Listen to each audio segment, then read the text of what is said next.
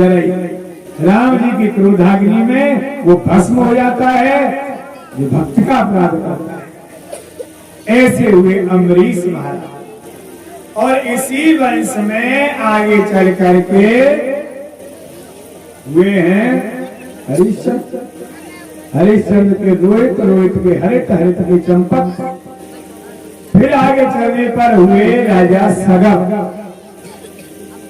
सगर के 60,000 पुत्र कपिल की क्रोधाग्नि में भस्म हो गए।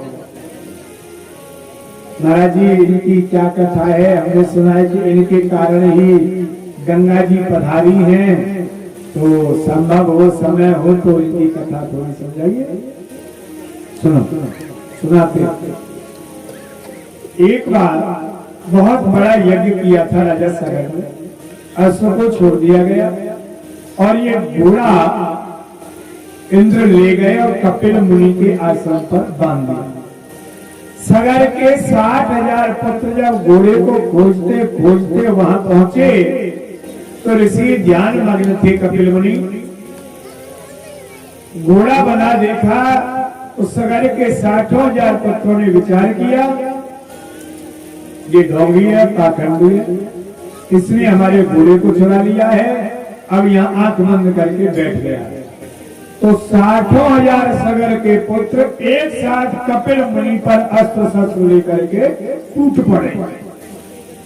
कपिल देव ने आंखें खोली थी बस। ऐसा कहना कि उन्हें क्रोध आया ठीक नहीं होगा, क्योंकि वो भगवान के अवतार हैं। हाँ, क्रोध नहीं, केवल आंखें खुली। उन्हीं का इतना तेज था जिसे ये सगर के 60,000 पुत्र सहन नहीं कर पाए, वही भस्म हो गए।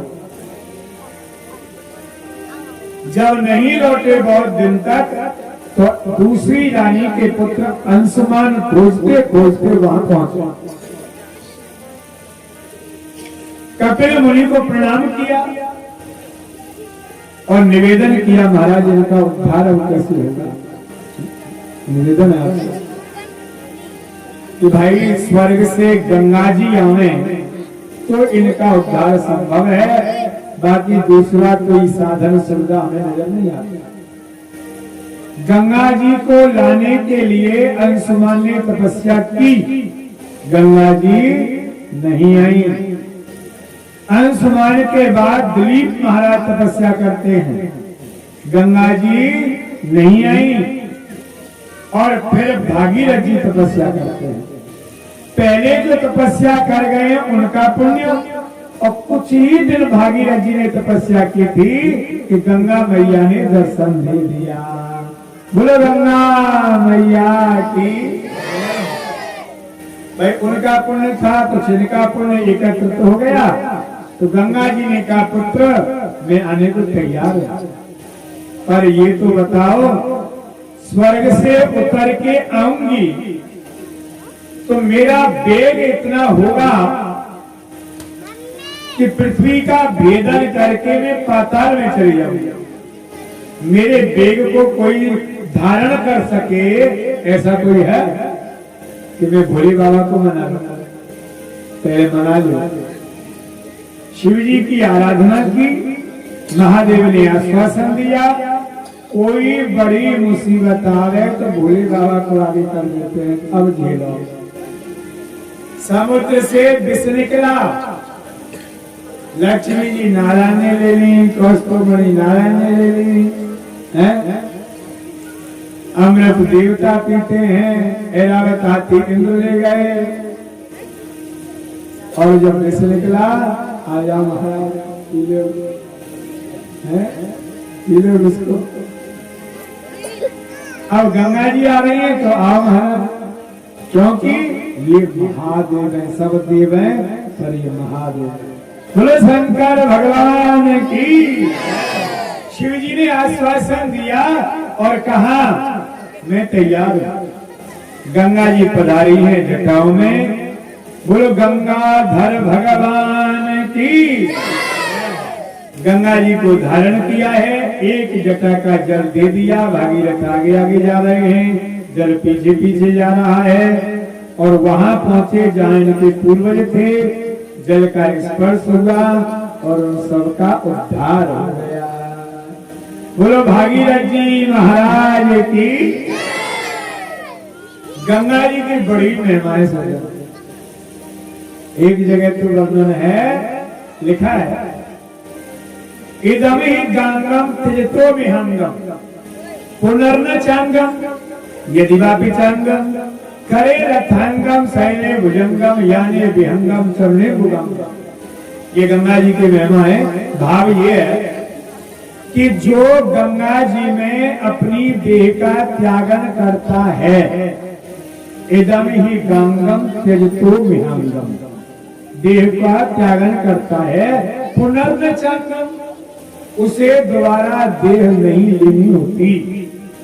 ठीक है, मान लीजिए यदि वापी चांगम, यदि उसे देह लेनी भी पड़े तो करे रथांगम, हाथ में चक्र होते हैं, रथ का अंग चक्र माने पहिया, चक्र पहिया की बात है, तो करे रथांगम, हाथ में चक्र होते हैं, याने भी हंगम, चलने फिरने के लिए गरुड़ होते हैं, सैने भुजंगम, शयन करने के लिए शेषनाग होते हैं, और चरणेंबु गंगम, फिर गंगा जी चरणों में आ जाती हैं। इतनी महिमा गंगा जी की है। अब आप कहेंगे ये तो भगवान का रूप हो गया, क्या ये साधारण सा व्यक्ति भगवान का रूप धारण कर सकता है? क्यों नहीं कर सकता है जी? जब ये पक्षी धारण कर सकता है तो हम लोग क्यों नहीं कर सकते? रामायण में देखो, गीधराज ने अपनी देह का त्यागन कहाँ किया? भगवान की गोदी रूपी गंगा में। और जब देह का त्यागन करके जाते हैं तो कि गीध देह तजे धरे हरि रूपा भूषण भात पीते अनुपा गीध देह तजे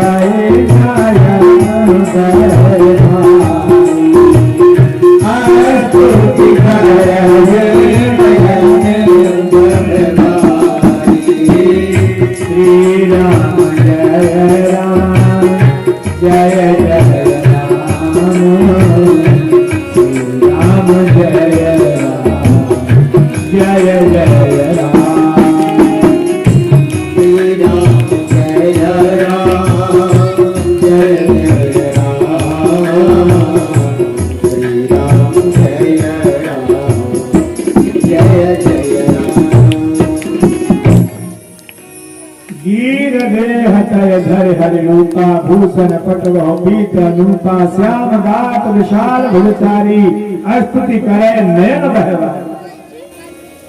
तो पक्षी जब भगवान का रूप धारण कर लेता है तो मानव के क्या कहेंगे? और एक बात बताओ सज्जनों, मुक्ति 4 प्रकार की होती है। सालोक्य, साष्ट, सामीप्य, सारूप्य, एकत्व, मत्यता। माने सालोक्य, सालोक्य का अर्थ होता है कि भगवान के लोक में रहने का सौभाग्य प्राप्त होना, सालोक्य मुक्ति है। सामीप्य, भगवान के समीप में रहने का सौभाग्य मिलना, ये सामीप्य मुक्ति है। सारूप्य, भगवान के जैसा रूप धारण कर लेना, ये सारूप्य मुक्ति है।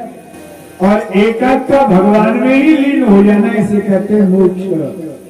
लीन हो जाना, अपना अस्तित्व खत्म हो जाना। जैसे एक बूंद जल को समुद्र में डाल दो, फिर देखो तुम्हारी बूंद कहाँ गई, मिलेगी नहीं। ऐसे ही एकत्व अर्थात मोक्ष भगवान में ही लीन हो जाना। ऐसे तो ये 4 प्रकार की मुक्ति का वर्णन है। तो सारूप्य भगवान का रूप धारण कर लेना, ये एक मुक्ति है। तो इस प्रकार वर्णन आया। एक बात बताऊं, एक बार की बात है, भगवान महादेव ने गंगा जी से कहा, गंगा, ओ गंगा, तुम तो बड़ी पापनी हो। गंगा जी ने सुना तो ठीक नहीं लगा, बोला तुम पापी हो। ध्यान से सुनना, भ्रमित होने की जरूरत नहीं है। तुम पापी हो। शिव जी ने कहा हम कैसे पापी हैं? हमें बताओ हम कैसे पापी नहीं है? अरे दुनिया के पापी आते हैं, तुम में पाप छोड़ के चले जाते हैं, सबके पाप लेते लेते लेते लेते गंगा तुम पापिनी हो चुकी हो। गंगा जी ने कहा बोला तब तो समझो तुम ही पापी हो। कैसे? जब लोग गोता लगाते हैं ना, गोता लगाने में पाप अंदर नहीं जाता है, ऊपर ही पलटता रहता है, ऊपर ही। और जो पाप पानी के ऊपर पलटता रहता है, श्रद्धालु आते हैं, कोई कांवर के बहाने, कोई वैसे पात्र में लेकर के, या किनारे पे आप बैठे रहते हो, कोई पात्र नहीं है, तो वो सारा पाप इकट्ठा किया और लेकर के आपकी खोपड़ी पर उड़ेल देते। तो महाराज जितना पाप मेरे अंदर आता है वो सब समेट समेट करके लोग ले जाते हैं और आपके ऊपर समर्पित कर देते हैं। लेके नहीं पापी। भोले बाबा ने कहा अरे फिर तो न तुम पापी न हम पापी, फिर कौन पापी है? तो वो खुद पापी। तो वो स्वयं कैसे पापी है? वो तो पवित्र हो गए ना करके ना, वही पापी है। कैसे? मेरे ऊपर जल चढ़ाने के बाद शिवलिंग से जो जल बह के जाता है ना, नीचे गिरता है, नीचे हाथ लगाएंगे बड़ी श्रद्धा के साथ और लेकर के हर हर महादेव, हर हर गंगे तेरा तुझको अर्पण।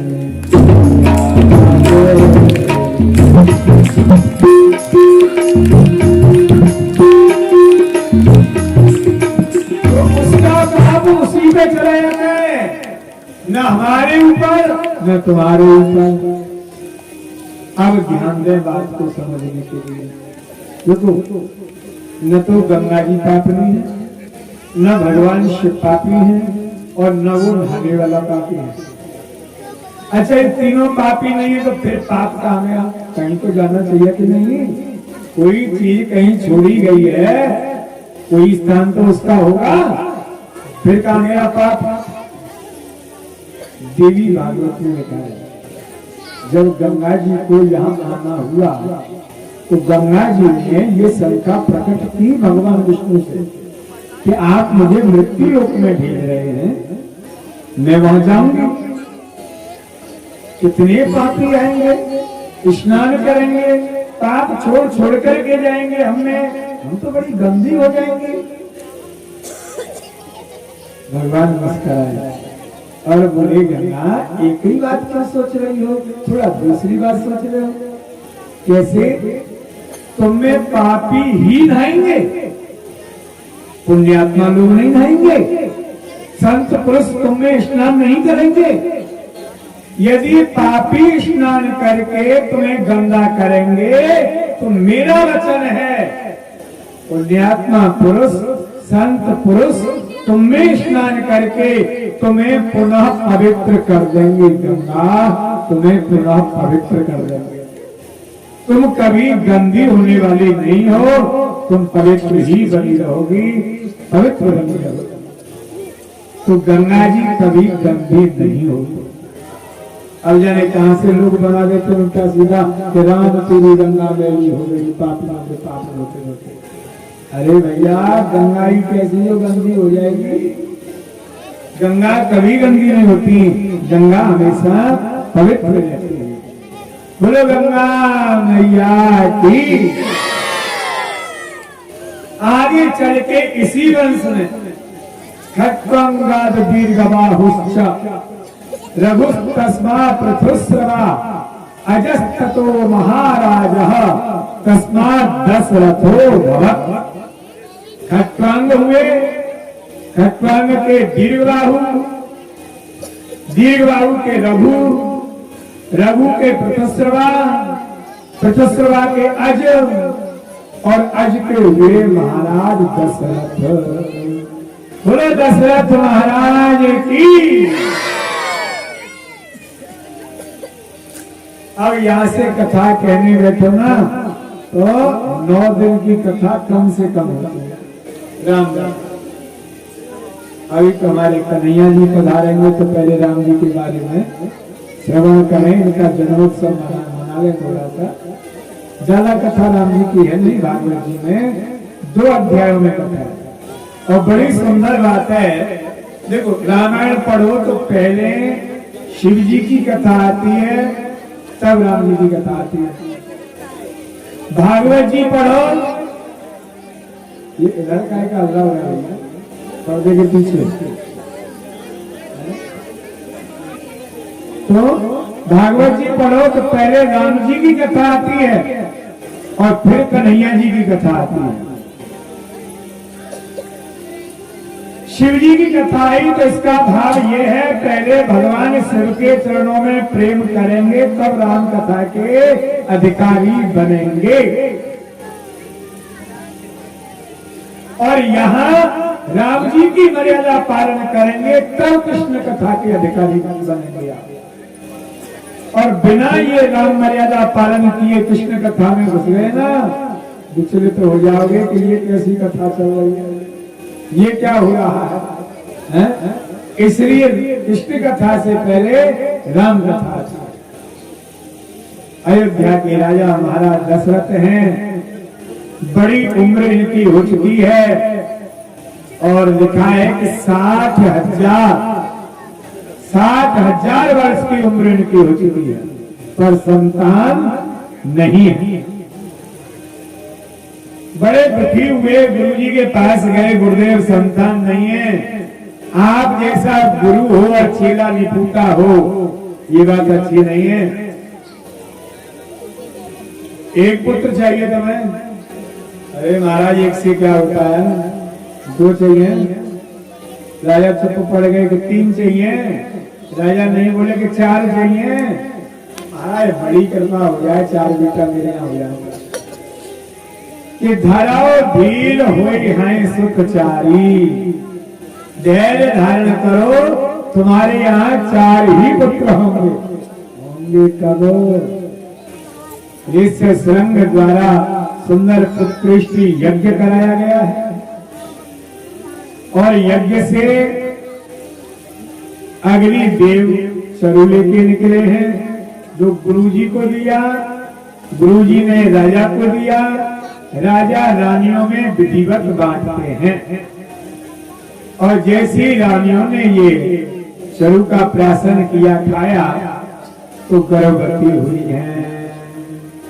जादेन ते हरि कर भई आए, जादेन ते हरि कर भई आए, जादेन ते हरि कर भई आए, जादेन ते हरि कर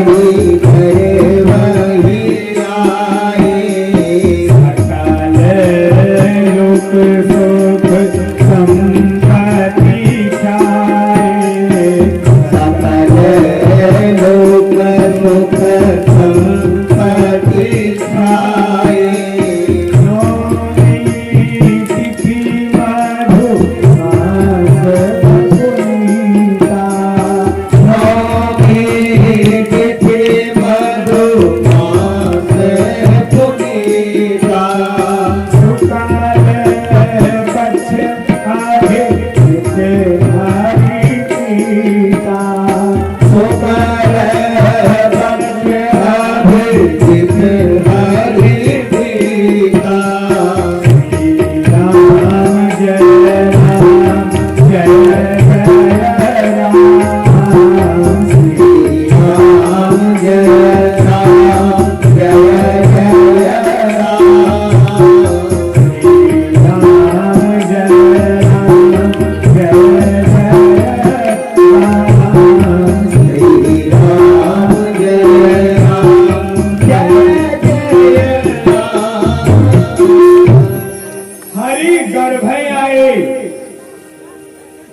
जबकि भगवान तो अजन्मा है और भगवान गर्भ में रहेंगे, ऐसा कैसे कहा जा सकता है जी? भगवान गर्भ में नहीं रहते, भगवान जन्म नहीं लेते, भगवान प्रकट होते। और तुलसी बाबा लिखते हैं हरि गर्भ आए। एक बार बताऊं, हरि नाम की एक वायु होती है, उस वायु ने गर्भ में प्रवेश किया।